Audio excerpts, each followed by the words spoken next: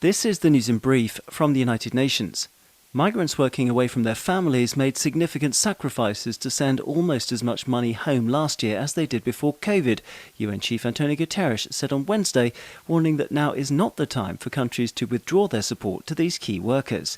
The Secretary-General's message to mark the International Day of Family Remittances comes as World Bank data showed that cash wired home from migrants in wealthy countries dropped only 1.6% in 2020 from 12 months earlier to $540 billion.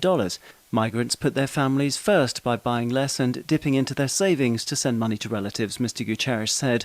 Financial support from host countries also played its part, and it must continue, he insisted, urging all countries to include migrant workers in their COVID-19 vaccination plans.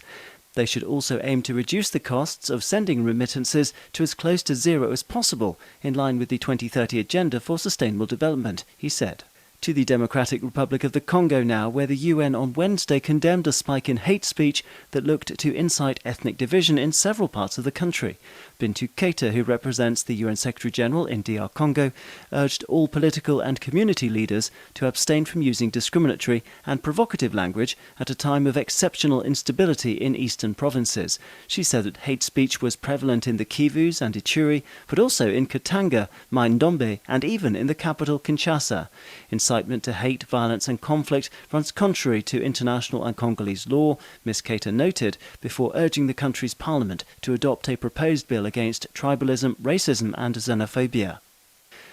Finally, an appeal on Wednesday from the UN Secretary-General to protect land from erosion and unsustainable development and help vulnerable communities adapt to climate change.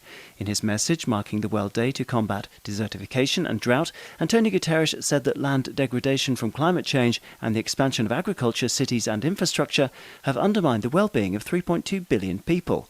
In addition to the harm done to the planet's biodiversity, the UN chief insisted that land degradation had also allowed infectious diseases to emerge, such as COVID-19. To counter this, greater efforts are needed to promote healthy land, he said. The benefits include removing carbon from the atmosphere and the generation of an extra $1.4 trillion in agricultural production each year.